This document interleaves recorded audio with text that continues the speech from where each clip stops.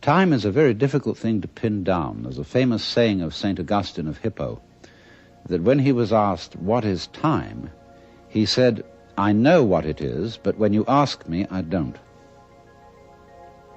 And yet it seems absolutely fundamental to our life. Time is money, we say. I don't have enough time. Time flies. Time drags. And I think we should go into the question of what this is, because in our ordinary common sense, we think of time as a one-way motion from the past, through the present, and on into the future. And that carries along with it another impression, which is to say that life moves from the past to the future in such a way that what happens now and what will happen is always the result of what has happened in the past. And therefore, the idea of separate events which have to be linked by a mysterious process called cause and effect is completely unnecessary. Hey guys, I'm Max and welcome back to Hot Ones. So, as some of you know, recently I sold my Vintage Datejust 1603. This was partly because I was having a little bit of trouble getting that watch serviced because Rolex has been restricting parts to third-party watchmakers. Partly it was because the price of that watch has gone up so much in the last year or two that I was really made an offer that I couldn't refuse. But ever since that watch left my collection, I've had a hankering for something to replace it. Now, I've always been interested in the Omega Constellation. This was Omega's answer to the Datejust. Here you have a well-built timepiece by a renowned manufacturer that has a great story behind it. So today we're going to look at a couple of constellations that I've picked up recently. I'm also going to try to help you guys figure out which years to focus on if you want to get one yourself. To collect constellations, you first have to speak the lingo, and lovers of these watches have come to endearingly call them connies for short. Let's take a look at the Paipan first. This watch dates back to the early 60s. The first thing that will strike you is the creamy silver iridescent dial, still toying with the light all of these decades later.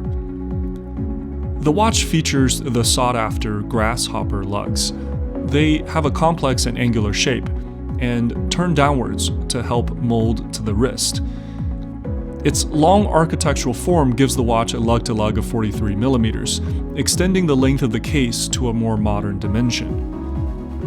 In terms of other measurements, the case is just 34 millimeters in diameter, but don't let that fool you. The large dial surface with minimal bezels means that it has a larger visual impact. It's also extremely thin at just 10 millimeters, making it easy on the cuffs and an ideal candidate for a dress watch. Sitting proud at the heart of this watch is the Omega Caliber 561, which is a chronometer-grade movement tested at 5 positions and temperature, with its rich copper plating still intact. The watch really pops on this suede fluco strap. It's called the Paipan because the dial resembles the bottom side of the bakingware.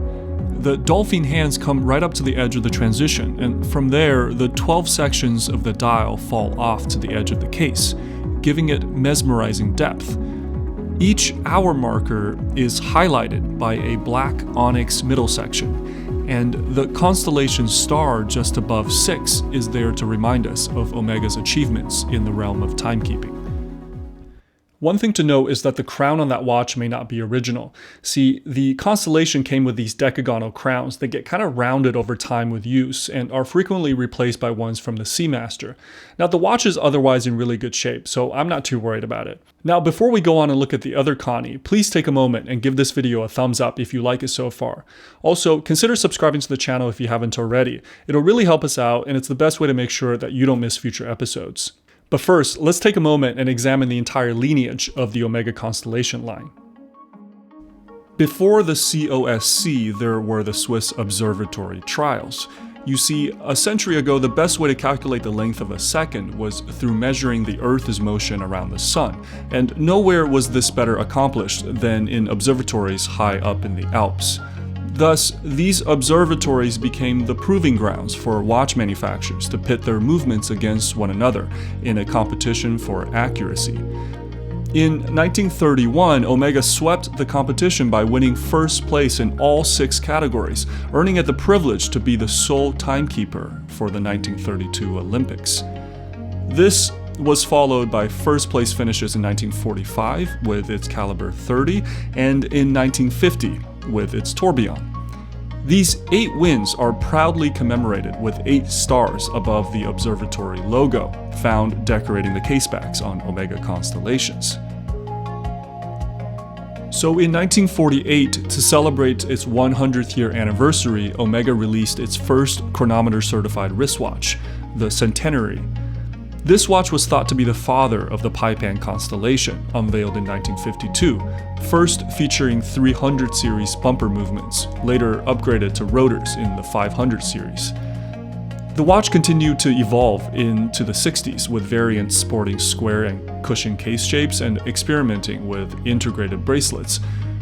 Unfortunately, we all know the dark period in the 70s when most watchmakers closed their doors and Omega was forced to experiment with quartz movements.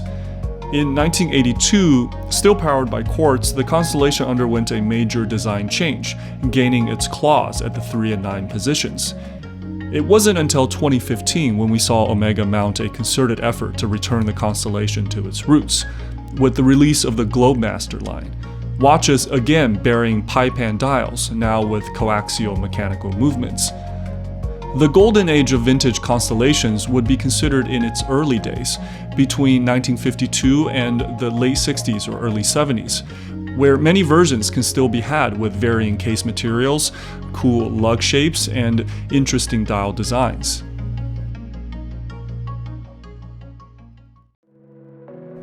The other connie was more of an impulse buy from my buddy Danny, who is a vintage watch dealer. This one, not having all the features of the Paipan, was also more affordable. It features a silver crosshair dial, which has picked up a nice speckled patina. I have it here on a Hirsch calf leather strap. The lugs are a bit less pronounced than its compatriot, but it boasts a gold Observatory logo on the back. When I saw this watch, I was immediately struck by these beautiful golden hour markers, each one sculpted with multiple facets into a complex arrow tip-like shape. The movement here is a self-winding Omega caliber 501 from likely the late 50s, a workhorse found in many Seamasters of the era, but in this case calibrated to a higher chronometer grade.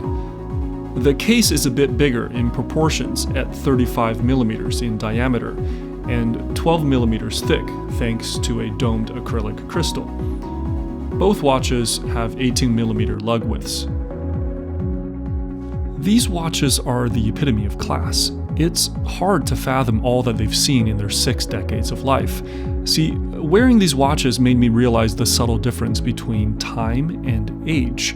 When we talk about timekeeping, the time that we refer to is fleeting and is tabulated in terms of seconds, minutes, or hours, but the charm of vintage watches is that not only do they keep time, hopefully, but they also accumulate age in terms of years and decades.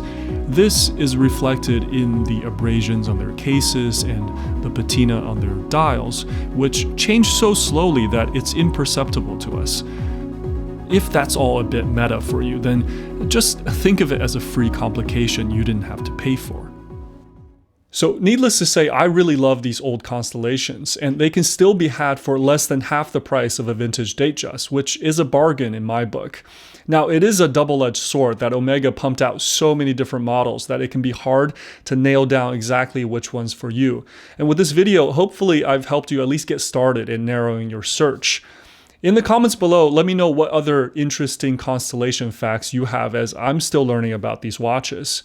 So thank you for watching. Until next time, take care.